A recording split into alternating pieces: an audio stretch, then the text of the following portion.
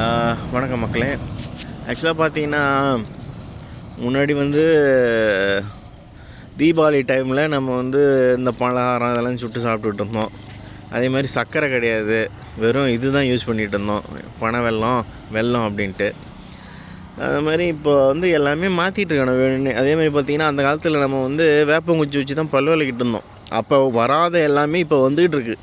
பல் சொத்தையாகுது, சுகர் வருது, பிபி வருது, நெஞ்சடையில் அடப்பு வருது, எல்லாம் அது கேன்சர் வருது. கேன்சர் தான் பெரிய விஷயம். அவனை ஒன்றே என்ன சொல்லிடுறானோ, பரோட்டா திங்கிறதுனால தான் கேன்சர் வருது அப்படிங்கிறானோ.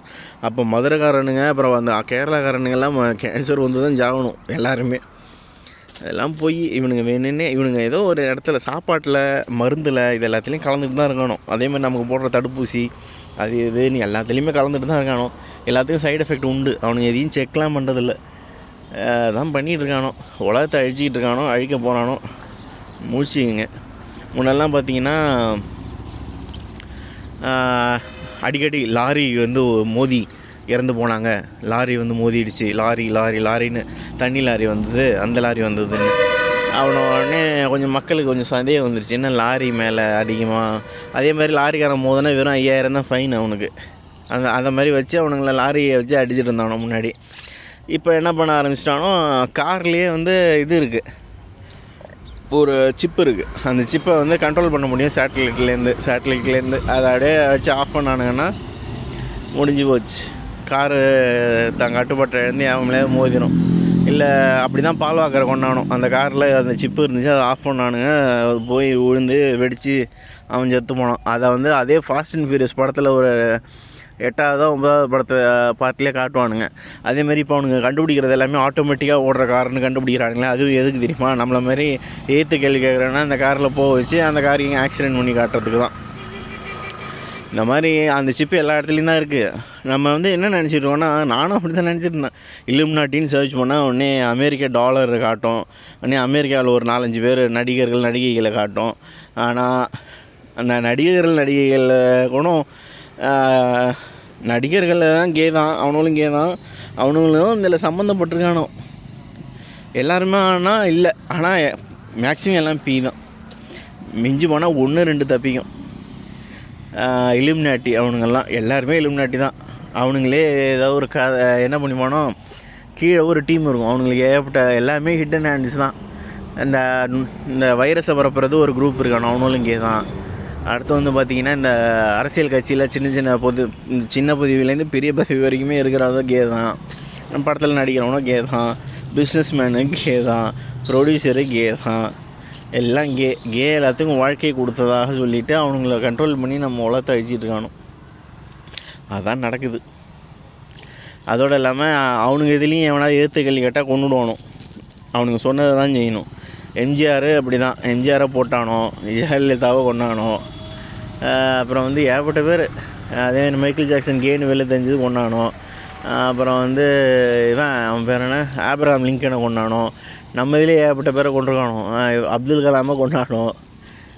அப்துல் கலாம் எங்கேயோ ஒரு இடத்துக்கு பேச போனார், வரும்போது கருப்பாக உடம்பு இருந்தது, கொண்டானோ. ஏதோ ஒன்று ஏற்றி வைரஸை என்ன எழவோ ஏற்றி போட்டானோ. இந்தமாரி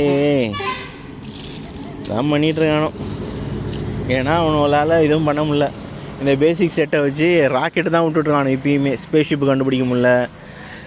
அதேமாரி அவனுங்க அந்த இது கண்டுபிடிச்சதா சொல்லானுங்களே, விண்வெளி மையம்னு ஒன்று இருக்குது, அதுவும் போய் நிலாவில் போய் இறங்கலை. அது எல்லாமே சிஜிஐ. சேட்டலைட் மட்டும்தான் இவனுங்க கண்டுபிடிச்சது. மீதி எல்லாம் போய் எல்லாமே எல்லாமே சும்மா காதிலே குத்திக்கிட்டு இருக்கானோ. இந்த மாதிரி ஒன்றும் சொல்வதற்கில்லை. நம்ம எல்லோருக்கும் நோய் வர்றதுக்கு காரணமே என்ன தெரியுமா? நம்ம முன்னாடி கம்பங்கூழ், வெறும் இந்த பயிர், இந்த மாதிரி இதுதான் தின்னுட்டு இருந்தோம். இப்போ தான் எப்போ பார்த்தாலும் இட்லி, தோசை, அரிசி சாதம் அப்படின்னு சாப்பிட்டுக்கிட்டு இருக்கோம். அதுவும் அப்புறம் உண்மையாக சொல்லலாம், சப்பாத்தி சாப்பிட்லாம். சப்பாத்தி உடம்புக்கு ரொம்ப நல்லது. சப்பாத்தி சாப்பிட்லாம்.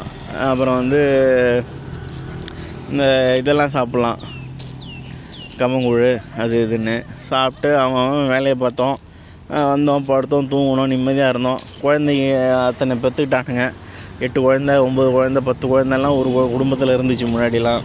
இப்போ ஒரு குழந்தை வரத்துக்கே தான் ரொம்ப இதாகுது. அதுக்குமே போயிட்டு டாக்டர்கிட்ட நிற்க வேண்டியதாக இருக்குது. இதுமாரி உட்காந்து வேலை பார்க்குறது, உடல் உழைப்பு இல்லாமல் இருக்கிறது ரொம்ப தப்பு. அதுதான் கதை, அதுதான் உண்மை. நான் அதுக்காக உடனே எல்லாத்தையுமே பேன் பண்ணுவேனான்னா இல்லை. ஃப்ரிட்ஜு இருக்கும், ஏசி கொஞ்ச நாள் இருந்து தான் ஆகும். ஏன் தெரியுமா? வெயில் அந்தளவுக்கு அடிக்குது, அதனால் ஏசி இருக்கும், ஃபேன் இருக்கும். அப்புறம் கொஞ்சம் கொஞ்சமாக மரம்லாம் நட்டு அது எப்படியும் வளர்ந்து வரத்துக்கு ஒரு 10 வருஷம் 15 வருஷம் ஆகுது அப்படின்னா அப்படியே கொஞ்சம் கொஞ்சமாக குறைக்கலாம். அப்புறம் என்ன, உடல் உழைப்புக்கு எல்லாம் நம்ம தான் இறங்கி வேலை பார்த்தாகணும். அதுக்குமே டிராக்டர் இருக்குது, எல்லாம் இருக்குது. இருந்தாலும் நம்ம இறங்கி வேலை செஞ்சால் மட்டும்தான் நமக்கு நல்லது. இதெல்லாம் தெரிஞ்சு தான் கடவுள்லாம் அப்பயே கடவுள் எல்லாத்தையுமே அந்த காலத்தில் படிச்சிங்கன்னா உங்களுக்கு தெரியும். அவர் ஸ்பேஸ்ஷிப்பில் வந்தார், அவருக்குன்னு ஒரு விமானம் இருந்துச்சு அப்படின்னு. அதுவும் இல்லாமல் இந்த குடைவரை கோயில் அது இதுன்னு கோயிலெலாம் கட்டியிருக்காங்க. இதெல்லாம் வந்து எங்கேருந்து எப்படி வந்தது என்ன ஏது. அதுவும் இல்லாமல் நம்மக்கிட்ட இந்த 4ஆம் பல்கலைக்கழகம் மற்றும் இதில் எல்லார்கிட்டையுமே வந்து டேட்டா இருக்குது. ஆரியபட்டா தான் கண்டுபிடிச்சார் இது 9 கோள் இருக்குது, அது இருக்குது, இது இருக்குதுன்னு. அந்த மாதிரி இந்தியாவிலேருந்து தான் எல்லாத்தையும் திருட்டு போய் அவன் பேரில் அதுக்கு அங்கே அப்படியே வந்து ஐன்ஸ்டீன் தான் அவர் கண்டுபிடிச்சார், அவர் புழுத்தினார் அப்படின்பானோ. அதெல்லாம் ஒரு இடம்லாம் ஒன்றும் இல்லை, பொட்டை மாதிரி போயிடலாம். அதுதான் கதை. அதேமாரி இந்த பேட்டர்னு எல்லாமே போய் நான் என்னோடய டாக்குமெண்ட்டுக்கே பேட்டர்ன் எடுத்துடலாம் அப்படின்னு நினச்சிட்டு தான் நான் போயிட்டு ஒருத்தன்ட்ட கேட்டேன். அவனும் ஆனால் அதை பேட்டர்ன் எடுத்துட்டு அதையுமே மாற்றிடுவான். வேறு எவனோ ஒருத்தன் வந்து நான் தெரிவிட்டேன் அப்படின்பானோ. அவனுங்களோட பிளானே என்ன அப்படின்னா, மொத்தமாக அவனுங்களால் எதுவுமே ஒன்றுத்தையுமே நான் கடவுள் வந்து என்னென்னலாம் சொன்னாரோ அது எதுவுமே பண்ண முடியல.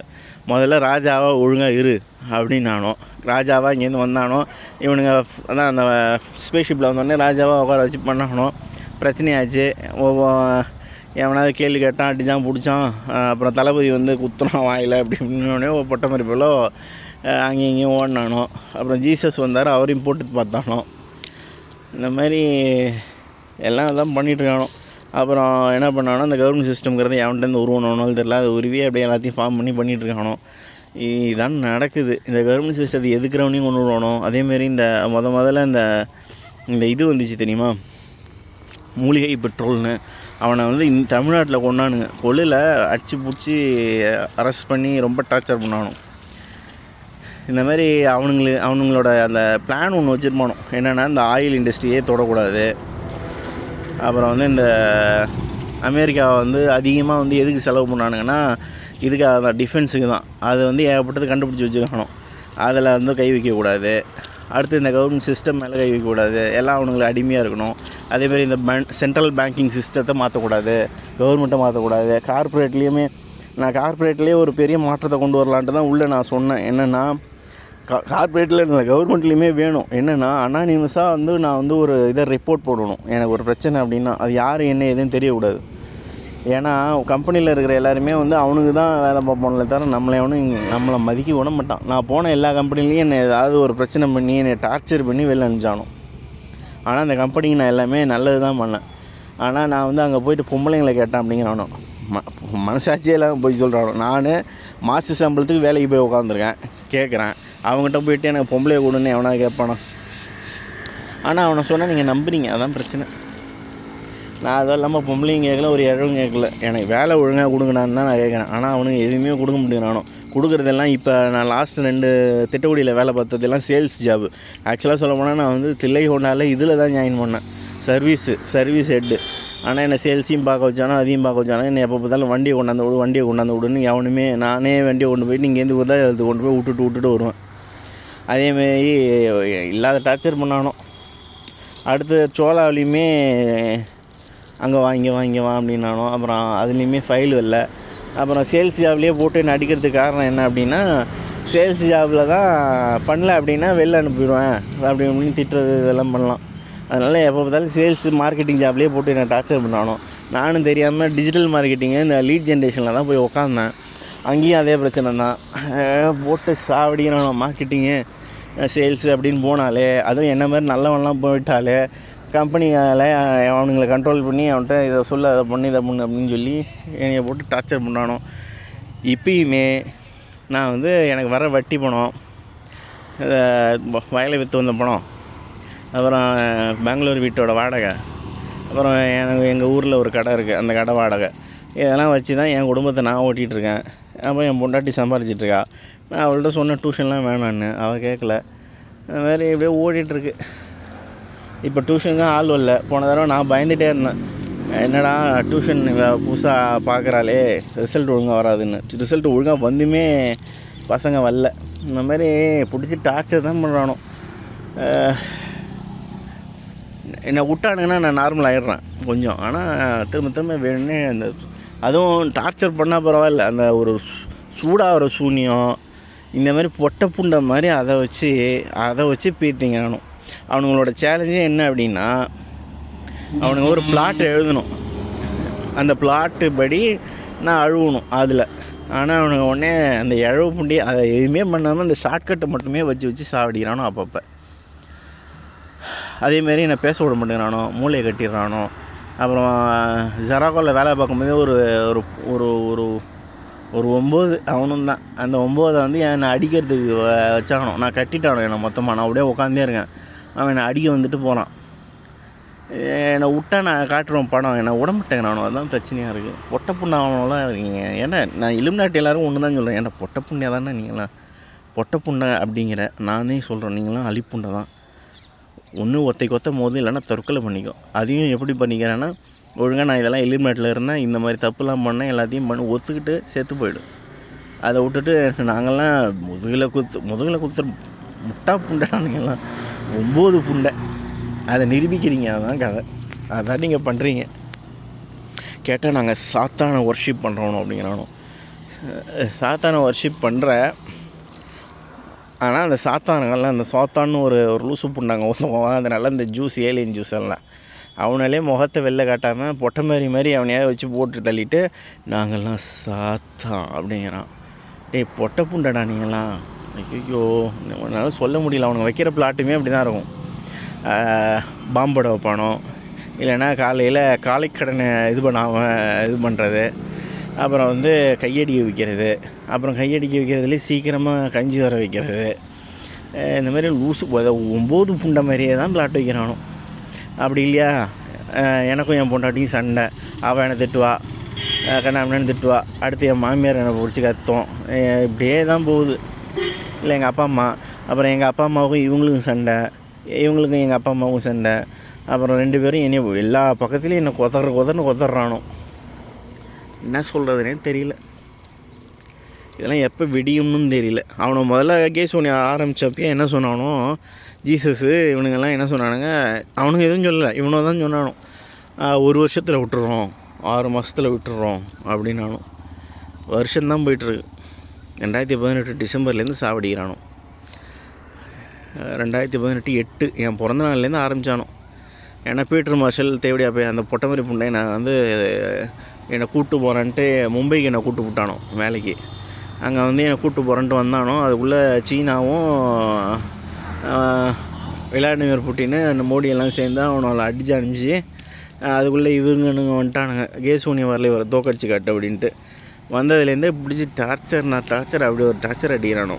என்னை டார்ச்சர் பண்ணுங்கடான்னா வேணே எங்கள் அப்பா அம்மா, என் பாட்டி தாத்தா, எனக்கு பிறந்திருக்க குழந்த, என் ஒய்ஃபுக்கு, என் மாமியாருக்கு, என் மாமனாரை கொண்டுட்டானோ, என் தாத்தாவை கொண்டுட்டானோ, எஸ்எஸ்சி தாத்தாவை, அப்புறம் கடம்பூர் தாத்தா பாட்டியை கொண்டுட்டானோ.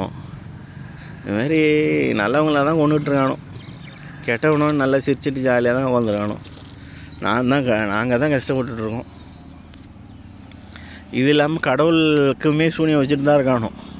அவனுங்களும் எங்கேயோ உட்கார வச்சு அவனுங்களும் சூனியம் வச்சுட்டு தான் இருக்கானோ. ஏன்னா நான் மட்டும் வாங்கலை, அவங்களும் தான் வாங்கிட்டு இருக்கானுங்க. அதுலேயும் தோற்றுட்டானோ, என்கிட்டையும் தான் தோற்றுட்டானோ. கிட்டத்தட்ட 6.7 வருஷமாக தோற்றுக்கிட்டு தான் இருக்கானோ.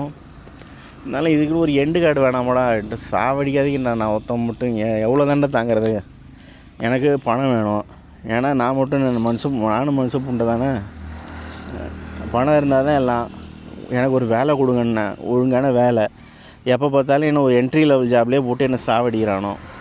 நான் இப்போ ஒரு மேனேஜரு, இல்லைனா நான் மேனேஜர், அட்லீஸ்ட் ஒரு மேனேஜர் போஸ்ட்டாவது போட்டு கொடுங்கனா கொடுக்க மாட்டேங்கிறானோ. வேணே என்ட்ரி லெவல் ஜாபில் போட்டு அதுவும் 10,000 5,000 காசு கொடுத்து அதுவுமே பெட்ரோலுக்கு போயிடுச்சு. சோலாவில் நான் வேலை பார்க்கும்போது 3,000 4,000 பெட்ரோலுக்கு கூட அலவன்ஸ் கிடையாது. வேணே அங்கேருந்து பெரம்பலூர் போக வச்சு காசு எல்லாத்தையும் தீர்த்துனானோ சாவடிக்கிறானோ. என் பொண்டாட்டிக்கிட்ட சொன்னால் நம்ப மாட்டா, என் மாமனார் நம்பலை, ஆனால் அவரை கொண்டானோ. இதுமாதிரி பிடிச்சி டார்ச்சர் அப்படி அடிக்கிறானோ. நான் என்ன பண்ணதுன்னே தெரில. விதவிதமாக சொல்லி வைக்கிறானோ. திடீர்னு இங்கே நெஞ்சு பிடிக்கும், இங்கே பிடிக்கும், காலை பிடிக்கும், சதையெல்லாம் பிடிச்சிக்கும், வலிக்கும். என்னென்னமோ பண்ணானோ. கிட்னி வலி ஒன்று இருக்குது, அதெல்லாம் வச்சா தாங்கவே முடியாது. முதுகு வலியுமே தாங்க முடியாது. அதெல்லாம் பழகி போச்சு எனக்கு. பழகி போனதுனால நான் அப்படியே அதனால் நான் பாட்டு ஓட்டிகிட்ருக்கேன். இருந்தாலும் இந்த புண்டாமோனும் பொட்டை புண்டை மாரி அந்த முடியாத ஒரு சூனியம் இருக்குல்ல, அந்த ஒரு மாதிரி அதை வச்ச சுல்லுன்னு இருக்கும் எப்போ பார்த்தாலும். அதை வச்சுட்டு இவனாலே பேச வச்சிடறானோ, கடவுளை திட்ட வச்சிடறானோ. திட்ட வச்சுட்டு பார்த்தல நாங்கள்லாம் மோசமானவனுங்கிறானோ. நீ ஒரு 9 புண்டடா பிசி மிஷினரி ஏலியன் ஜூஸ் எலுமினாட்டி பொட்டை மாதிரி பேலோ அழிப்புண்டை பொட்டை குதி. நான் இப்பயும் சொல்கிறேன், எலுமினாட்டி எல்லாத்துக்குமே ஒன்று தான் சொல்கிறேன். 9 புண்டாமனோலாம் ஒழுங்காக ஒத்தைக்கு போதுங்கண்ணா. உங்களுக்கு கீழே ஆள் இருக்குன்னு சொல்லி நான் அதை போலீஸில் இருக்கேன், நான் வக்கீல், நான் ஜட்ஜு, நான் அரசியல்வாதி அப்படின்னு சொல்லி உனக்கு கீழே இருக்கிற கூட்டத்தை விடாத. ஆம்பளை புண்டையாக தான் ஒத்தைக்கு போது பொட்டை மாதிரி. அவனுங்களே ஜூஸ் எல்லாம் பொட்டை மாதிரின்னா நீங்களும் அதே தான். 9 புண்டை தான். குச்சியாத்தலுக்கு 9 புண்டாகணும்.